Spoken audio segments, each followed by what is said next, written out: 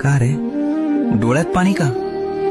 फक्त यासाठी रडतोयस ना की तुला माझ्याकडे अक्कलकोटला येता येत नाहीये. इतर लोक जातात आणि तुला मात्र परिस्थितीनं बांधून ठेवलंय याचं वाईट वाटतंय ना.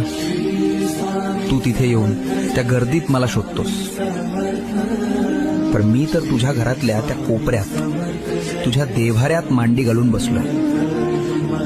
बाळा, मंदिरात मी राजा म्हणून बसलोय लोकांचं गारहाण ऐकायला, पण तुझ्या घरात मी बाप म्हणून वावरतोय तुला सांभाळायला.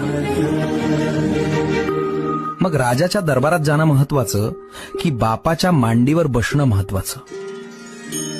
त्यामुळे अक्कलकोटला येता येत नाही याची खंत करू नकोस.